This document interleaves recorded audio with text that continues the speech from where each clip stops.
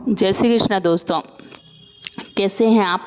आशा करती हूँ बहुत अच्छे होंगे, क्योंकि जो मेरे सब्सक्राइबर हैं, जो मुझे सुनते हैं, वो तो अच्छे ही होंगे।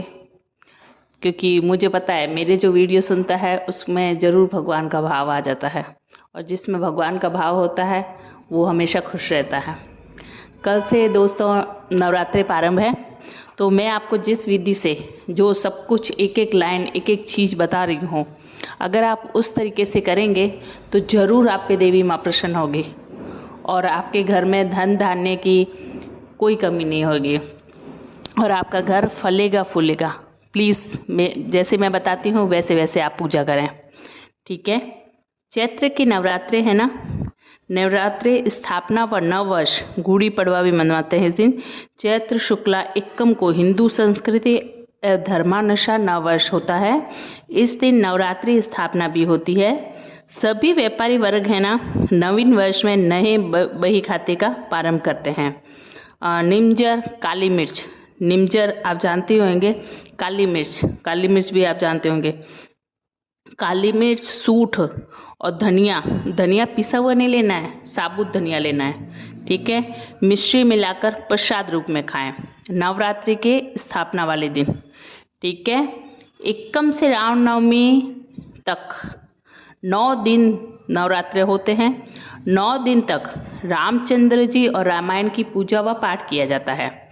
जल रोली, ध्यान से सुनना दोस्तों, जल रोली मोली, अक्षत, पुष्प, धूप और दीप, कपूर, सुपारी, कपूर, दोबारा मैं बोल रही हूँ, कपूर, सुपारी, पान, लौंग, इलायची, फल, दक्षिणा और प्रसाद चढ़ावें और पूजन संपन्न करें।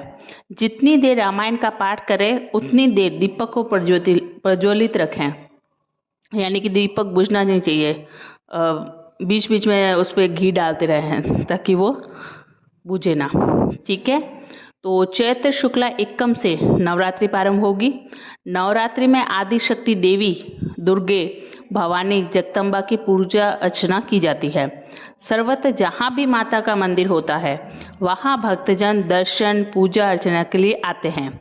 नवरात्रि के दिन पूजा के लिए लकड़ी के पाटे पर या दीवार पर घी व सिंदूर से माथा मांडते हैं।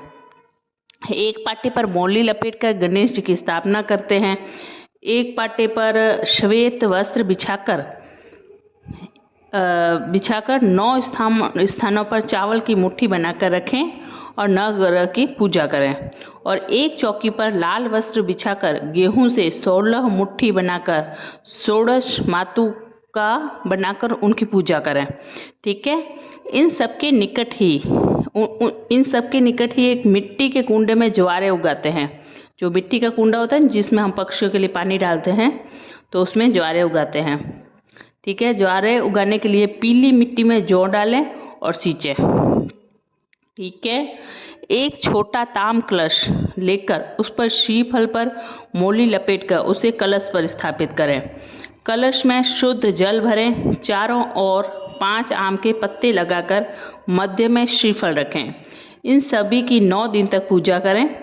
पूजन के थाल में जल, कलश, मौली, रोली, अक्षत, पुष्प, सिंदूर, कपूर, धूप, दीप, लाल रंग के पुष्प, नैवेद्य, पान, सुपारी, लौंग, इलायची, फल, दक्षिणा, ध्वजा और वस्त्र चढ़ाकर नैवेद्य से भोग चढ़ावें।